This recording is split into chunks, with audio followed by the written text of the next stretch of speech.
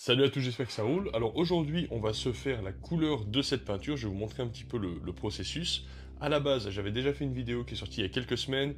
On avait fait la grisaille en acrylique. Donc je vous avais fait une vidéo, on avait commencé un petit peu à l'arrache. C'était vraiment une improvisation. Et au final, on avait fait ce paysage comme ça en noir et blanc. Donc je vous invite à cliquer sur le lien qui devrait normalement s'afficher pas trop loin. Sinon, je mettrai un lien dans la description pour voir la première étape de cette peinture. Et donc évidemment, en noir et blanc, ça manquait un peu de couleur. Donc c'est ça qu'on va faire maintenant. Et tel que vous la voyez maintenant, c'est-à-dire bien coloré, etc., je suis pas sûr vraiment de l'avoir terminé. Je pense que je vais rajouter quelques arbres en fond ici. Je vais certainement éclaircir un petit peu les colonnes aussi pour leur donner un côté un petit peu plus pâle. Et travailler peut-être un peu plus les couleurs des nuages qui sont là, peut-être avec un petit peu plus de violet ou quelque chose comme ça. Mais on est quand même plutôt bien d'un point de vue de la progression. Et surtout, en fait, les méthodes que je vais appliquer pour la continuer, c'est exactement les méthodes que je vais vous présenter maintenant, c'est-à-dire du glacis.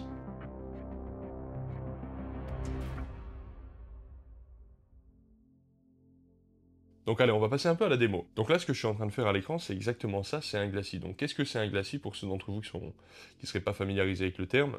C'est tout simplement une couche de peinture transparente appliquée sur une couche de peinture sèche. Donc là, la peinture que vous voyez en fond, qui est en noir et blanc, elle est complètement sèche. Et donc par-dessus, je vais simplement venir appliquer, on va dire, une couche très très fine de peinture qui va simplement teinter le fond en fait. Et l'avantage qu'il y a du coup, c'est que en appliquant nos couleurs sur un fond qui a déjà des valeurs foncées et claires, ça permet aux valeurs foncées et claires de transparaître au travers des couleurs.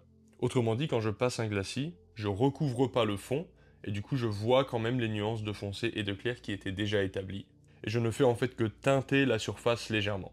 On n'est évidemment pas obligé de faire cette méthode, on peut peindre directement avec la bonne couleur au bon endroit, mais c'est différentes approches, il y a plusieurs écoles qui s'opposent pas nécessairement en plus, c'est juste différentes approches, et bien d'essayer un peu tout à mon sens, et puis de voir un peu ce qui vous plaît le plus.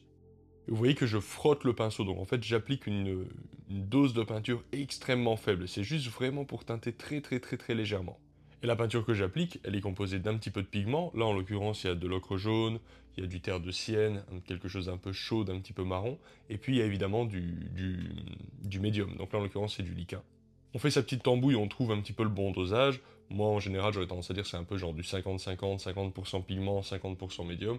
Et ensuite, on l'étale avec le pinceau. Le but, c'est pas de rajouter une mare ultra liquide sur la toile, faites pas trop ça. Étalez plutôt assez fort, surtout au début, comme ça vous évite de patauger dans un truc informe avec le temps. Il y a un truc qui est super important, c'est la transparence des pigments que vous allez utiliser. Il y a certains pigments qui sont transparents et d'autres qui sont opaques. Par exemple, le blanc de zinc, c'est transparent, et le blanc de titane, c'est opaque. Pourtant, c'est les mêmes blancs, enfin, je veux dire, la couleur est la même.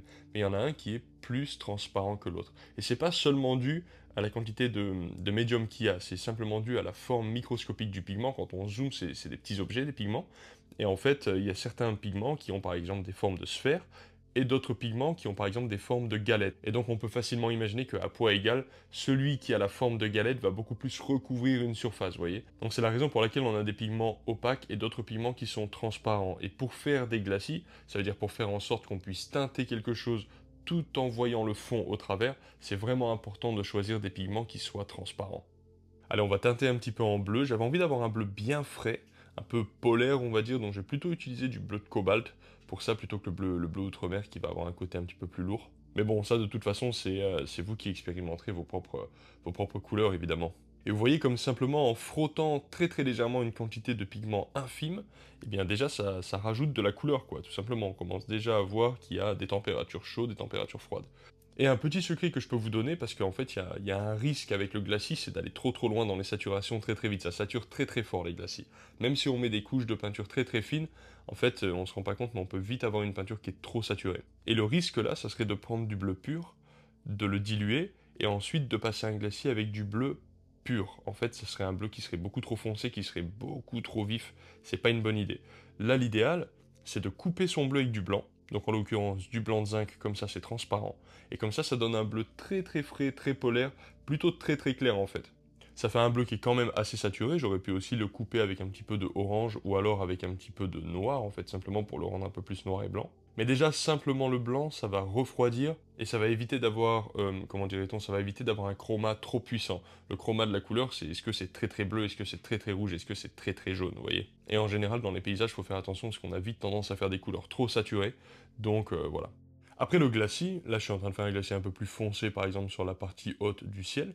S'il y a besoin à un moment donné de partir sur de la pâte plus opaque, parce que tout simplement là la couleur que vous voulez avoir, elle n'est pas vraiment atteignable en glacis entre guillemets, il n'y a absolument aucun problème. Le glacis c'est pas une religion, c'est juste un outil. Si vous en avez besoin, vous vous en servez. À un moment précis, si à un autre moment vous en avez pas besoin parce que vous considérez qu'une autre technique est plus à propos, il n'y a absolument aucun problème. C'est pas du tout quelque chose qu'il faut nécessairement faire tout le temps et pour tout. Vous voyez, c'est marrant, on voit comme les couleurs sont relatives. Tout à l'heure, quand il n'y avait pas le bleu et que j'avais mis que les couleurs, comment dirait-on, les couleurs chaudes, les couleurs jaunes, entre guillemets, sur les parties blanches, on avait l'impression que le jaune était très très jaune, et maintenant que j'ai mis du bleu un petit peu partout, soudainement, en fait, ça balance le tout, et ça donne plus du tout l'impression que les jaunes sont trop jaunes, en quelque sorte. Donc c'est pour ça qu'il faut avancer de façon un peu progressive et globale, parce que c'est pas évident de comprendre la vivacité et l'intensité d'une couleur, etc., sans avoir mis les autres couleurs qui seront autour en fait de celle-ci. C'est toujours une histoire de contexte en fait, les couleurs elles évoluent dans un contexte. On va rajouter quelques saturations un peu sur la partie plus basse parce que c'est normal en montagne au début, enfin on va dire en basse altitude, on va avoir plutôt plus de plantes, plutôt des arbres. Ensuite les arbres vont s'arrêter, on va avoir plutôt des prairies et ensuite les prairies s'arrêtent et ensuite on passe vraiment dans le no man's land entre guillemets, c'est-à-dire toute la zone où tu as des roches, de la glace et voilà quoi, des plaques de neige, etc. Donc il faut pas forcément mettre des arbres en haut de la montagne et de la glace en bas, vaut mieux mettre des arbres en bas et puis de la glace en haut, ça a plus de sens d'un point de vue naturel, on va dire. Là, je voulais faire ressortir des lumières sur le premier plan, on voit que j'ai mis un petit peu de vert sur les plantes, j'ai fait quelques glacis colorés vite fait à droite à gauche qui permettent de teinter très très légèrement, mais c'est encore timide, et j'avais envie de faire une vraie lumière qui ressorte du premier plan, parce qu'en fait ce qui se passait c'est que sur la précédente vidéo j'avais fait cette peinture à la peinture acrylique, et en fait la peinture acrylique, le blanc il est...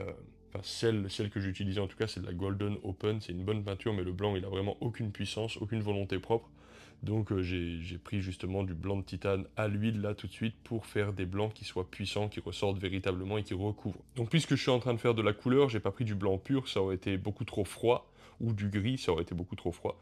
J'ai préféré utiliser un blanc qui est coupé avec de la couleur chaude, on va dire. Donc j'ai tout simplement pris de l'ocre jaune, du marron, du terre de sienne brûlée, ce genre de choses, pour faire un mélange plutôt orangé, un blanc plutôt orangé, plutôt chaud, qui va permettre de donner un petit peu cette impression de lumière sur les roches, quoi. Et ça c'est génial avec la peinture à l'huile, c'est que c'est une peinture qui est tellement couvrante, tellement puissante, que dès que je le place, on a directement l'impression qu'on allume la lumière en fait.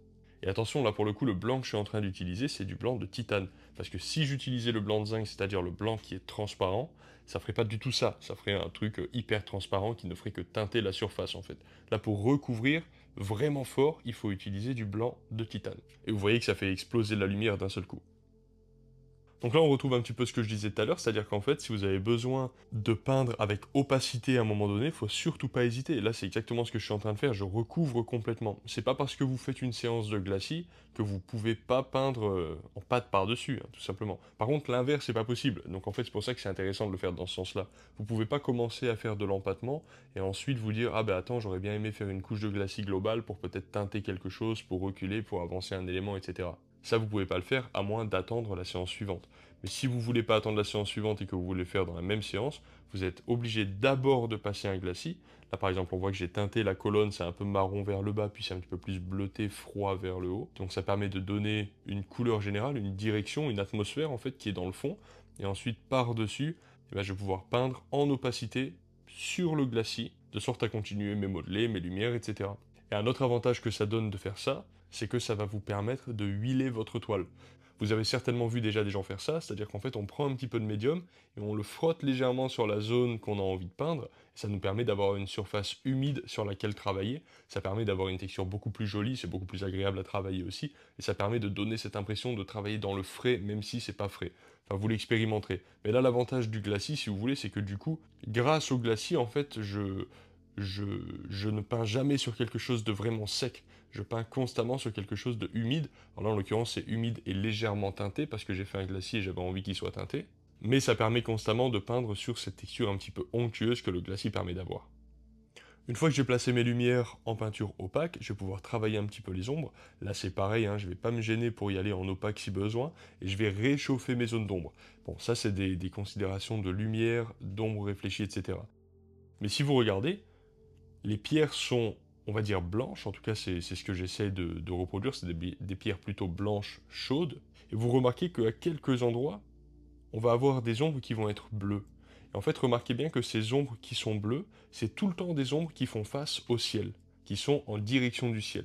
Parce qu'en fait, la lumière atmosphérique qui se reflète dans l'ombre, en fait, sa couleur, elle dépend du contexte. Donc quand par exemple vous avez un plan qui va être orienté vers le ciel étant bleu, et ben ce plan-là va être plutôt bleu. Quand vous avez un plan qui va être plutôt orienté vers une autre pierre qui réfléchit de la lumière, la pierre elle-même étant plutôt chaude, blanche, chaude, et ben on va avoir une couleur plutôt blanc-chaud. Donc il y a pas mal d'erreurs, et on entend souvent des gens dire, et penser, c'est normal si vous le pensez aussi, hein, ça fait partie de l'apprentissage du truc, de se dire ok ben les ombres elles sont forcément bleues, tout ce qui est à l'ombre est bleu. En fait pas du tout. Les ombres dépendent de la lumière atmosphérique, de la lumière réfléchie. Et la lumière réfléchie, ben, ça dépend de ce qu'il y a autour. Et donc, il y a vraiment une richesse de couleurs dans les ombres, et c'est là que vous allez justement pouvoir chercher à avoir un petit peu plus de saturation. Par exemple, on peut voir que sur le bas de la colonne qui est à côté du personnage, toutes les ombres, eh ben, elles sont vraiment orange assez vives. Ça reste pas extrêmement saturé, mais c'est quand même assez vif. Parce que là, il n'y a pas vraiment de raison que ce soit bleu comme lumière d'atmosphère. Et on va avoir d'autres endroits où ça va être plutôt bleu, plutôt marron, plutôt rouge. Vous pouvez vous amuser avec les températures, ça va créer de l'intérêt, ça va créer de la beauté. Après, vous comprenez un petit peu les principes de base de la lumière réfléchie. Et ensuite, il y a aussi un certain degré d'interprétation qui va vous permettre simplement de vous amuser, quoi, tout simplement. Allez, on va mettre quelques détails dans les plantes, et là, ça me permet d'aborder un petit point assez intéressant. C'est toujours un petit peu la même logique, du général au spécifique. Vous voyez, j'avais fait un arbuste. Cet arbuste, il était en noir et blanc, il n'y avait pas de détails. Ensuite, j'ai passé un glacis vert un peu jaunâtre sur les zones de lumière, histoire d'avoir quelques variations de température, et pour le teinter. Et maintenant, avec un pinceau plus petit, et en appliquant plutôt des détails, eh ben, je vais pouvoir venir avec une peinture éventuellement opaque pour pouvoir rajouter certains détails de lumière en fait. Est-ce que j'aurais pu le faire directement à la grisaille? Oui.